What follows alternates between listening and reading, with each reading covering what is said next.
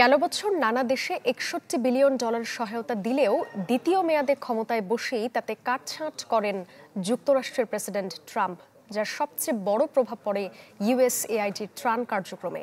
এতে 2030 সালের মধ্যে বিশ্বে 1 কোটি বেশি মানুষের মৃত্যু হতে পারে। সম্প্রতি ব্রিটিশ চিকিৎসা সাময়িক ল্যান্সেটের গবেষণায় উঠে এসেছে তথ্য। সজল সিপিভিসি পাইপ, বাংলাদেশের 1 নম্বর এনএসএফ সার্টিফাইড সিপিভিসি ব্র্যান্ড।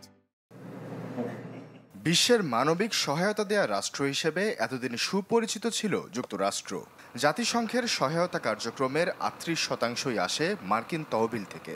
গেল বছর বিশ্বের নানা দেশে $61 বিলিয়ন সহায়তা দিয়েছে দেশটি সরকারি তথ্য অনুসারে, যার অর্ধেকের বেশি সহায়তাই দেয়া হয়েছে US agency for international development বা ইউএসএআইডির মাধ্যমে। তবে দ্বিতীয় দফায় হোয়াইট হাউসে ইউএসএআইডির তহবিল কমানোর ঘোষণা দেন ট্রাম্প, যার ফলে চরম ভোগান্তিতে বেশ কিছু দেশ। সম্প্রতি এর প্রভাব নিয়ে প্রতিবেদন প্রকাশ করেছে ব্রিটিশ চিকিৎসা বিজ্ঞান বিষয়ক সাময়িকী দ্য ল্যান্সেট। এতে বলা হয়, ইউএসএআইডির তহবিল কমানোর কারণে 2030 সালের মধ্যে বিশ্বে 1,40,00,000 বেশি মৃত্যু হতে পারে।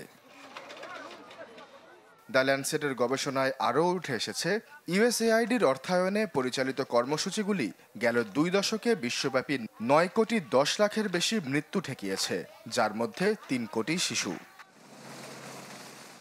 গবেষণায় দেখা গেছে, ইউএসএআইডির তহবিল HIV/AIDS থেকে মৃত্যুহার 65%, ম্যালেরিয়া থেকে 51% এবং অন্যান্য গ্রীষ্মমণ্ডলীয় রোগ থেকে 50% কমাতে পেরেছে। তবে চলমান তীব্র তহবিল সংকোচনে ঘুরে যেতে পারে এই চিত্র, বাড়তে পারে মৃত্যুহার, যাতে সবচেয়ে বেশি ক্ষতিগ্রস্ত হবে 5 বছরের কম বয়সী শিশুরা। ধারণা করা হচ্ছে, এই বয়সের 45 লাখ বেশি শিশুর মৃত্যুর কারণ হবে এই তহবিল হ্রাস। আশ্বাস চৌধুরী, চ্যানেল 24।